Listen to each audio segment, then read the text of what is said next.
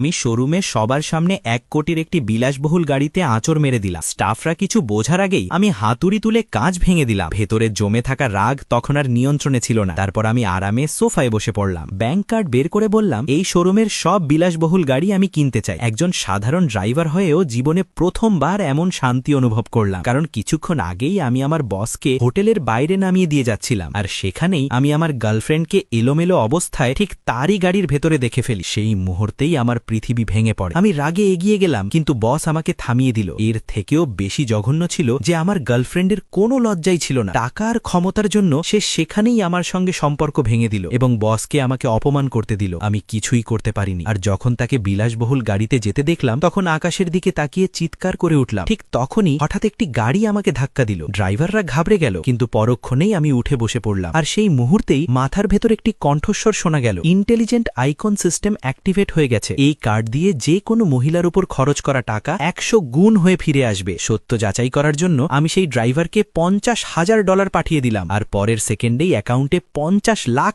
এসে গেল। তখনই বুঝে গেলাম এটাই আমার ভাগ্য বদলানোর সুযোগ। তাকে ধন্যবাদ জানাতে আমি তাকে একটি দামি গাড়ি গিফট করতে শোরুমে পৌঁছালাম, কিন্তু সস্তা কাপড় দেখে স্টাফরা আমার ঠাট্টা করল এবং বলল আমি একটি গাড়িও কিনতে পারবো না। আমি সরাসরি ব্যাংক ব্যালেন্স দেখিয়ে দিলাম। তখন সবার আচরণ বদলে গেল, আর বেশি ক্যাশব্যাকের জন্য আমি সব মহিলা সেলস স্টাফের জন্য গাড়ি কেনার সিদ্ধান্ত নিলাম। ঠিক তখনই আমার এক্স গার্লফ্রেন্ড আর বস সেখানে এসে গেল, আর সে সবার সামনে বলল যে আমি মিথ্যে বলছি। আমি কোনো ব্যাখ্যা দিলাম না, শুধু হাতুড়ি তুলে আবার